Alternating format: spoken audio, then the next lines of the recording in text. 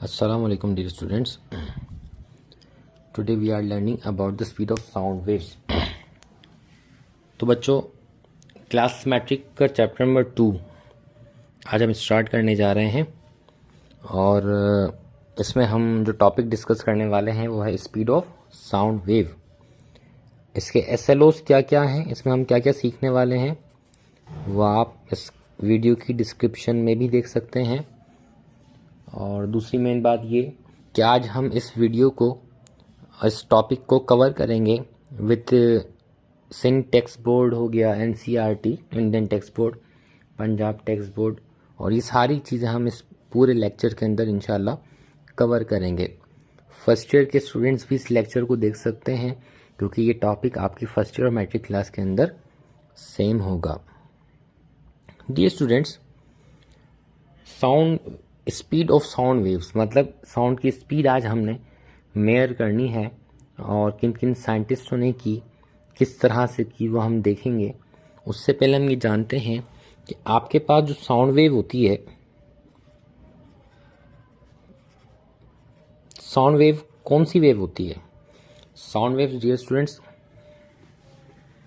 Is longitudinal. जो sound wave है वो लॉन्गिट्यूडनल वेव होती है, ठीक है। अच्छा जी, इसको रिक्वायर्स मीडियम, इसको मीडियम की ज़रूरत होती है, तो हम ये कह सकते हैं कि रिक्वायर्स मीडियम फॉर प्रोपोगेशन। चलने के लिए इसको मीडियम की ज़रूरत होती है। साउंड वेव का जो प्रिंसिपल होता है, हमने लास्ट टाइम सारी बातें डिस्कस की थी, वो प्रिंसिपल होता है, दो प्रिंसिपल होते हैं, एक कॉम्प्रेशन होता है और दूसरा कौन सा होता है ये स्टूडेंट्स? दूसरा रेयर फ्रैक्शन। रेयर फ्रैक्शन होता है। आज इस टॉपिक में ये बातें जो हमने डिस्कस की हैं ये काफ़ी हैं। अब हम आगे चलते हैं। देखें, स्पीड ऑफ साउंड वेव जो दी जाती है, जो फार्मूलास का इनिशियल हमें बताया जाता है, वो फार्मूला डियर स्टूडेंट्स बताया जाता है, वो फार्मूला हमें दिया जाता है। अगर हम इसके फार्मूले की बात करें, V is equal to √E over rho, ये फार्मूला हमें दिया जाता है। अच्छा, यहाँ पर E क्या होता है?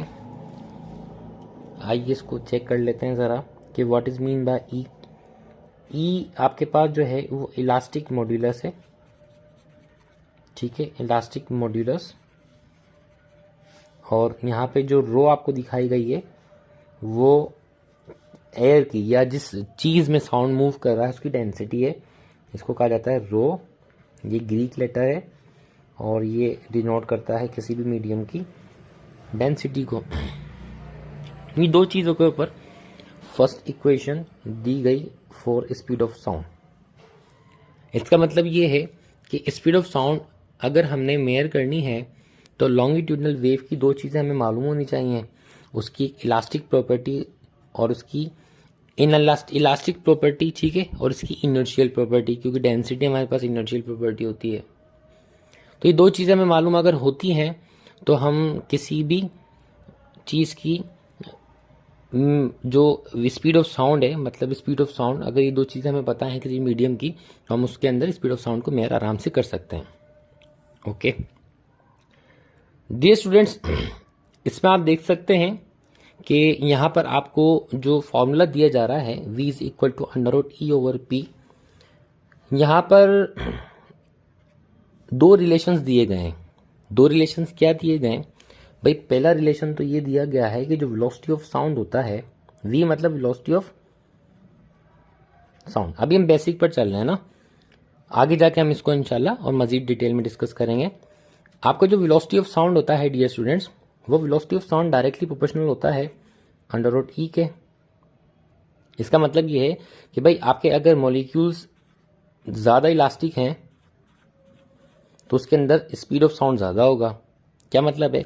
ज़्यादा इलास्टिक होने का मतलब ये है कि जो मॉलिक्यूल्स होंगे वो जल्दी जल्दी कंप्रेस होंगे, फिर रेयरफेक्ट होंगे, फिर कंप्रेस होंगे, फिर रेयरफेक्ट होंगे। तो जितनी तेज़ी के साथ वो कंप्रेस और रेयरफेक्ट हो रहे होंगे मतलब उनके अंदर रेयरफेक्शन जितनी जल्दी और कंप्रेशन जितनी जल्दी हो रहा होगा उतनी जल्दी स्पीड ऑफ साउंड ट्रांसफर हो रहा होगा, मतलब साउंड ट्रांसफर हो रहा होगा। क्योंकि साउंड की हमने प्रॉपर्टी पढ़ी थी कि साउंड एक एनर्जी है और वो इस मॉलिक्यूल से इस मॉलिक्यूल, देन इस मॉलिक्यूल से इस मॉलिक्यूल में ट्रांसफर होता है। तो भाई जितनी जल्दी करीब आएंगे उतनी जल्दी एनर्जी ट्रांसफर होगी, जितनी जल्दी दूर जाएंगे उतनी जल्दी वो दूसरे मॉलिक्यूल को एनर्जी ट्रांसफर कर सकेंगे। इसी तरीके से आपके पास जो स्पीड ऑफ साउंड है, हम यहाँ लिख सकते हैं कि स्पीड ऑफ जो साउंड है वो इनवर्सली प्रोपोर्शनल है किसके, अंडर रूट रो के। इसका मतलब ये है कि जिस चीज की डेंसिटी ज्यादा उसमें स्पीड ऑफ साउंड कम, और जिस चीज की डेंसिटी कम उसमें स्पीड ऑफ साउंड ज्यादा। तो डियर स्टूडेंट्स, इन दो इक्वेशन से आपको ये बात का अंदाजा लगा लेना चाहिए। एक हमने देखो रिलेशन ये पढ़ा और दूसरा रिलेशन हमने ये डिस्कस किया। तो इन दोनों रिलेशंस के अंदर हमें ये बात मालूम हो जानी चाहिए कि आपके पास जो स्पीड ऑफ साउंड होता है V S is greater in air. क्यों? क्योंकि उसकी डेंसिटी कम होती है, स्पीड ऑफ साउंड ज्यादा, और इलास्टिसिटी उनके मॉलिक्यूल्स के अंदर ज्यादा होती है। तो इलास्टिसिटी ज्यादा है, स्पीड ऑफ साउंड ज्यादा होगा, डेंसिटी कम है, स्पीड ऑफ साउंड ज्यादा होगा। दोनों कंडीशंस के अंदर जो आपकी जो गैस होती है उस गैस के मॉलिक्यूल्स के अंदर ये दोनों रिलेशंस ओके होते हैं। तो हम यहाँ पे एक चीज लिख सकते हैं, वो चीज क्या लिख सकते हैं कि भाई जो स्पीड ऑफ साउंड होता है वी गैस के अंदर ज्यादा होती है, फिर उससे कम लिक्विड में होती है, और फिर सबसे कम सॉलिड में होती है वी सॉलिड। तो इसको हम कुछ इस तरह से लिख सकते हैं। ठीक है, अब आगे चलते हैं। देखिए स्पीड ऑफ साउंड हमने जो अभी मेयर करना है, हमारा जो मेन टॉपिक है वो यह है कि स्पीड ऑफ साउंड एयर और गैसेस या लिक्विड के अंदर क्या होगा। Speed of sound in air और gases, speed of sound in air और गैसेस, दोनों के अंदर स्पीड ऑफ साउंड क्या हो सकता है। स्पीड ऑफ साउंड का फॉर्मूला हमारे पास था v is equal to under root E over rho, rho is the density. देखिए ई यहाँ पे है इलास्टिक मॉड्यूलस, यहाँ जैसे कि हमने लिखा, लेकिन जब हम एयर और गैस की बात करते हैं तो एयर और गैस में आपका जो इलास्टिसिटी, मतलब elasticity of modulus of elasticity है वो इक्वल हो जाता है बी के, और यहाँ पर जो बी है वो रिप्रेजेंट करता है बल्क मॉड्यूलस को, जिसका फॉर्मूला हमारे पास होता है बल्क मॉड्यूलस का B is equal to change in pressure per unit change in volume per unit original volume, del P over del V over V. तो ये हमारे पास फार्मूला होता है किसका, बल्क मॉड्यूलस का। अगर हमने यहाँ पर मेयर करना है स्पीड ऑफ साउंड एयर और गैसेस के अंदर, तो ई की जगह पर क्या रखना होता है हमने, v is equal to under root B over rho. ठीक है, एक फार्मूला हमारे पास ये बन गया बी ओवर रो। अब स्पीड ऑफ साउंड, यहां तक बात समझ में। स्पीड ऑफ साउंड दो अजीम साइंसदानों ने जो है एक्सप्लेन किया, और सबसे पहले हमारे पास आते हैं न्यूटन, और उनको हम डिस्कस कर लेते हैं। यहां पर न्यूटन की स्टेटमेंट क्या है, न्यूटन हमें बोलता है कि अगर आपने स्पीड ऑफ साउंड निकालना है तो एक चीज का ख्याल रखना है। न्यूटन ने हमें पता है क्या बोला, इसने कहा कि आपके पास फर्ज करें ये मॉलिक्यूल्स हैं, ये कंप्रेस भी होंगे और ये रेयरफेक्ट भी होंगे, इनमें कंप्रेशन भी होगी और रेयरफ्रिक्शन भी होगी, दोनों होगी। न्यूटन ने कहा भाई कि जब इनके अंदर कंप्रेशन होती है, during compression temperature, pressure and density of medium increases and vice versa। हमें ये कहा न्यूटन ने कि भाई इसमें जब कंप्रेशन होती है ना, तो ये क्या करते हैं कि इसमें जनरेट होने वाली हीट को, ज़्यादातर हीट को, इसमें जनरेट होने वाली ज़्यादातर हीट को ये अपने अंदर से रिलीज कर देते हैं। जब कंप्रेशन होती है तो हीट को क्या कर देते हैं, ये रिलीज कर देते हैं। तो ये अपना टेम्परेचर मेंटेन रखते हैं। जब रेयरफेक्शन होती है, दोनों मॉलिक्यूल्स एक दूसरे से दूर जाते हैं, तो हीट इसमें लाजमी सी बात है कम होती होगी। कम होती है, टेम्परेचर गिरता है। जब टेम्परेचर गिरने लगता है तो ये क्या करते हैं, बाहर से अपने अंदर हीट ले लेते हैं। मतलब यहाँ हीट रिलीज करते हैं, यहाँ पे हीट क्या करते हैं, ये गेन करते हैं और अपना टेम्परेचर कांस्टेंट रखते हैं, चेंज नहीं होने देते। न्यूटन ने हमें ये कहा कि ड्यूरिंग कंप्रेशन और रेयरफेक्शन मॉलिक्यूल्स ऑफ गैसेस का जो टेम्परेचर होता है वो चेंज नहीं होता, कांस्टेंट रहता है। यहां से रिलीज होती है, यहां से गेन होता है। इसका मतलब ये है कि एक ऐसा प्रोसेस जिसके अंदर सिस्टम, मतलब पूरे सिस्टम का अगर टेम्परेचर कांस्टेंट है, तो इस तरह के सिस्टम को फिजिक्स के अंदर आइजोथर्मल कहा जाता है। आइजो का मतलब यहां होता है, iso means same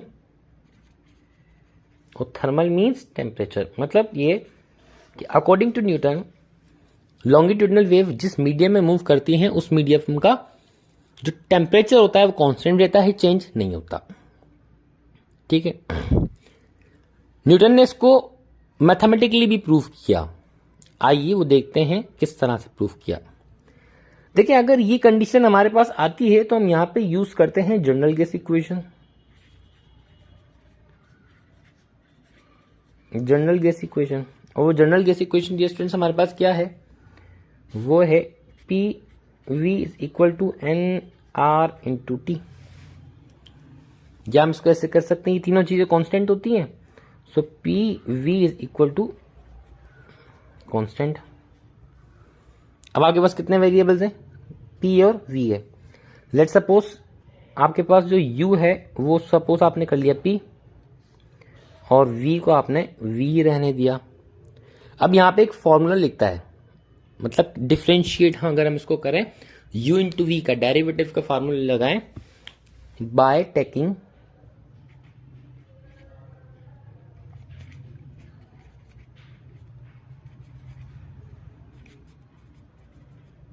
formula for derivative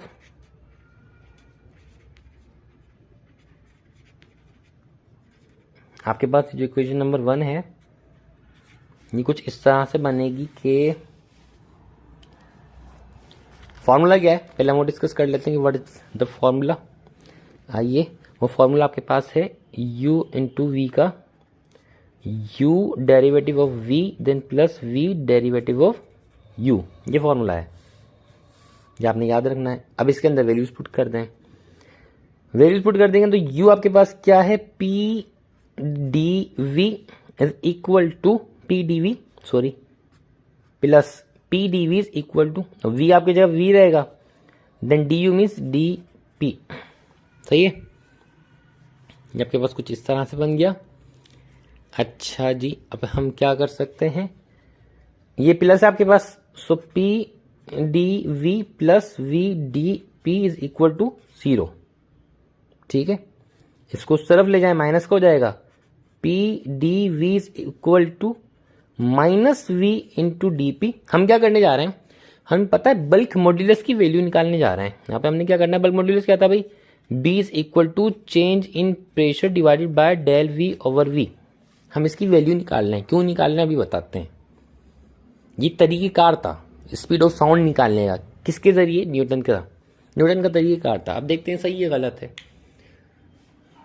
कौन सा सिस्टम के तहत हम ये तरीकेकार इस्तेमाल कर रहे हैं, आइजोथर्मल सिस्टम के तहत हम ये तरीकेकार इस्तेमाल कर रहे हैं। ठीक है डियर स्टूडेंट्स, ओके। अब यहां पर देखें आपके पास क्या बचा, सिर्फ पी डीवी मल्टीप्लाई में जाकर divide, so is equal to minus, अच्छा ये भी माइनस में होता है माइनस, ठीक है, so P is equal to minus V D P over DV. v को आप नीचे ले जाएं, so p is equal to minus dp divided by dv over v। तो यहां पर dp divided by dv over v किसके इक्वल होता है, बल्क मॉड्यूलस के। सो यहां पर जो बल्क मॉड्यूलस होता है आइजोथर्मल सिस्टम का, वो बराबर होता है प्रेशर ऑफ गैसेस के, प्रेशर ऑफ, ये न्यूटन ने निचोड़ निकाल लिया कि भाई जो बल्क मॉड्यूलस होता है ना वो प्रेशर ऑफ गैसेस के इक्वल होता है। अच्छा जी, अब क्या किया, अब ये किया कि फॉर्मूला लिया v is equal to under root bulk modulus था, यहाँ पर रो था, इसको इज इक्वल टू कर दिया pressure of gases divided by rho. Pressure हमारे पास होता है एटमॉस्फेरिक 1.01 इंटू 10⁵, ठीक है, इसको हम पैस्कल्स में ले सकते हैं। और जो रो आपके पास होती है वो 1.293 और kilogram per metre cube. Density है ना, volume mass per unit volume, ठीक है, mass kilogram per metre cube इसका यूनिट हो गया। इन दोनों वैल्यूज को हमने रखा under root P divide by rho करके। जब इन दोनों वैल्यूज को रखा तो हमारे पास जो स्पीड ऑफ साउंड आया न्यूटन की तरफ से वो आया 280 मीटर पर सेकेंड, जो कि बिल्कुल गलत था। क्यों सर गलत क्यों था? भाई गलत इसलिए था क्योंकि आपके पास जो speed of sound experimentally prove हुआ था वो अप्रोक्सीमेटली इक्वल टू 332 मीटर पर सेकेंड था। 332 मीटर पर सेकेंड था। अब क्या हुआ, सारा सिस्टम गलत हो गया, सारी डेरिवेशन गलत हो गई। नहीं, डेरिवेशन गलत नहीं हुई है, इस डेरिवेशन को आपने याद रखना है। इसमें हमने आगे चल के एक चीज़ ऐड करनी है और वो चीज़ ऐड करने के लिए मैदान में अब कूदे हैं लैपलास। आइए अब लैपलास को हम डिस्कस करते हैं। सो डियर स्टूडेंट्स, अब हम डिस्कस करने जा रहे हैं लैपलास करेक्शन, क्योंकि न्यूटन की तो सारी बातें गलत हो गई हैं। लैपलास करेक्शन क्या है? लैपलास करेक्शन क्या है? लैपलास की करेक्शन, ठीक है, लैपलास की करेक्शन, लैपलास करेक्शन। सो मैं उम्मीद करता हूं आपको ये लेक्चर समझ में आ रहा होगा। लैपलास ने बोला कि न्यूटन भाई, ये जो मॉलिक्यूल्स अगर कंप्रेस हो रहे हैं या फिर रेयरफ्रैक्शन इनके अंदर हो रही है तो ये इतनी फास्ट होती है। क्या होती है? ये फास्ट होती है। क्या फास्ट होती है? कंप्रेशन और रेयर, मतलब ये इतनी जल्दी जल्दी करीब आते हैं, इतनी जल्दी जल्दी दूर जाते हैं कि इनका जो टेम्परेचर होता है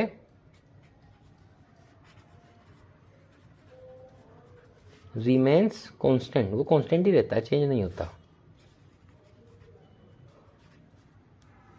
इनका जो टेम्परेचर होता है वो कांस्टेंट रहता है, चेंज नहीं होता। अगर चेंज होता तो वो सारे मामला न्यूटन वाले ही होते, स्पीड ऑफ साउंड वैसे आती नहीं, ठीक है, चेंज नहीं होता, कांस्टेंट रहता है। अच्छा, फिर लैपलास को कहा गया कि अगर आप इतना बड़ा दावा कर, अच्छा मतलब जैसे कि हमने पढ़ा था कि जो न्यूटन था उसने कहा कि भाई चेंज टेम्परेचर कांस्टेंट रहता है। मतलब टेम्परेचर कांस्टेंट किस तरह से रहता है कि हीट गेन और हीट लॉस वो होता है, आइसोथर्मल होता है। लैपलास ने हमें कहा कि ये जो पूरा सिस्टम होता है इसके अंदर ना तो हीट गेन होती है, नो हीट गेन, और ना ही नो हीट लॉस। ना तो हीट गेन होती है ना लॉस होती है, दोनों ही बातें नहीं होती हैं, क्योंकि ये बड़ा फास्ट रिएक्शन है, पूरा फास्ट सिस्टम है और इसके अंदर जो टेम्परेचर होता है वो ये खुद ही मेंटेन करके रखते हैं। इसके अंदर ना तो हीट गेन होती है और ना ही हीट लॉस होती है। तो भाई एक ऐसा सिस्टम जिसके अंदर ना तो हीट गेन होती हो ना ही हीट लॉस होती हो, इस तरह के सिस्टम को डियर स्टूडेंट्स एडियाबैटिक सिस्टम कहा जाता है।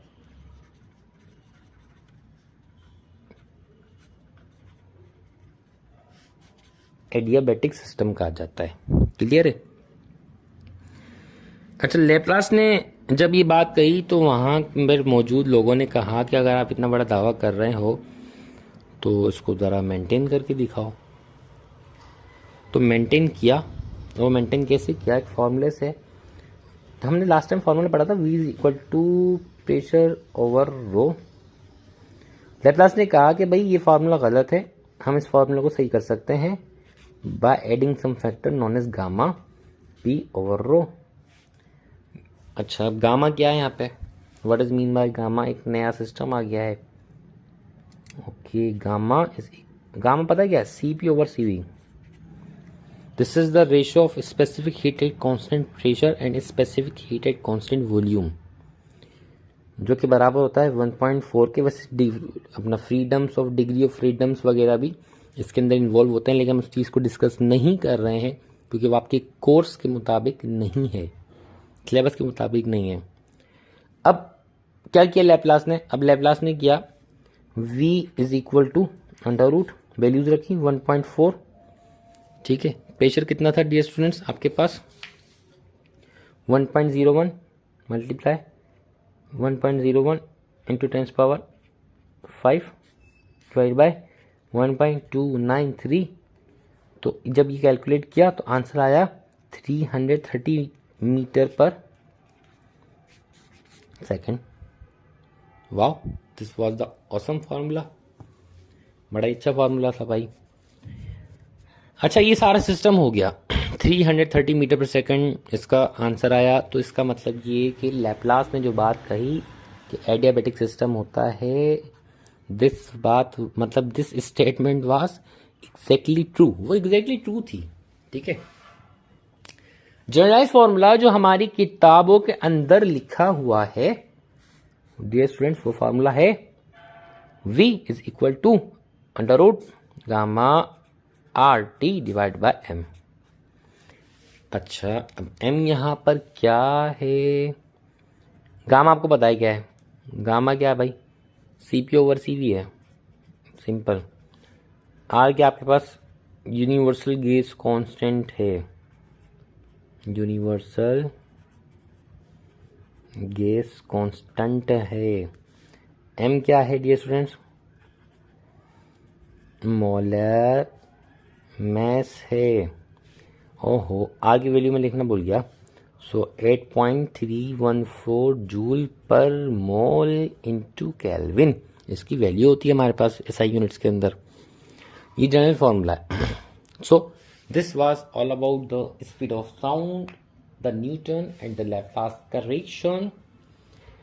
अब स्पीड ऑफ साउंड पर जो फैक्टर्स इफेक्ट करते हैं वो क्या क्या हैं, आइए हम उसको भी डिस्कस कर लेते हैं।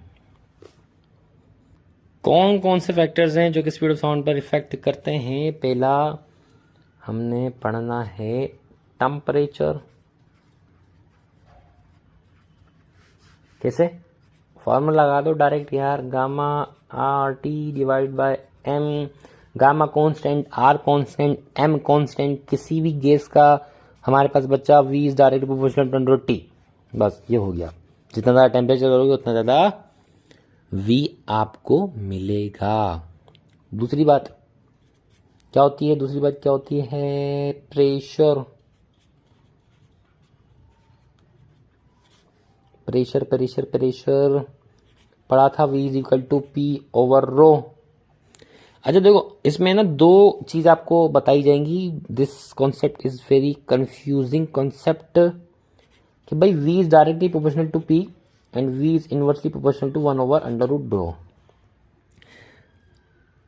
मतलब ये कि अगर प्रेशर ज्यादा होगा तो v ज्यादा होगा। कैसे? देखो, अब ये दो मॉलिक्यूल्स हैं, दो दूर हैं, इस वक्त इनका प्रेशर कम होगा तो डेंसिटी भी अच्छा, प्रेशर कम होगा तो डेंसिटी भी कम होगी। अब ये दो मॉलिक्यूल्स हैं, इन दोनों को मैं करीब लाया तो इस वक्त इनका प्रेशर क्या हो गया? ज़्यादा। प्रेशर क्या हो गया? ज़्यादा। लेकिन इस वक्त इनकी डेंसिटी भी ज़्यादा हो गई भाई। डेंसिटी क्या होती है? Closeness of molecules. जितने ज़्यादा क्लोज उतनी ज़्यादा डेंसिटी, जितने ज़्यादा दूर उतनी कम डेंसिटी। तो यहाँ पर दूर हैं, प्रेशर कम है, डेंसिटी कम है। लेकिन यहाँ पर करीब है, प्रेशर ज़्यादा है, डेंसिटी भी ज़्यादा है। तो डेंसिटी आप लोग कंफ्यूज मत हो जाना कि दो दो दफ़ा मैं प्रेशर लिख रहा हूँ, पागल हो गया हूँ, लेकिन ऐसी बात नहीं है, ठीक है। तो अब देखो, यहाँ पर दो रिलेशन आपको बताए जा रहे हैं कि भाई प्रेशर ज़्यादा होगा तो डेंसिटी भी ज़्यादा होगी। तो अब यहाँ पर स्पीड ऑफ साउंड पे हम किस पर यकीन करें? किसी पर नहीं कर सकते। सिंपल, आपने क्या करना है, एक चीज़ लेनी है कि प्रेशर भले चेंज हो रहा है, मैं लिख देता हूँ कि pressure changing but temperature is constant, so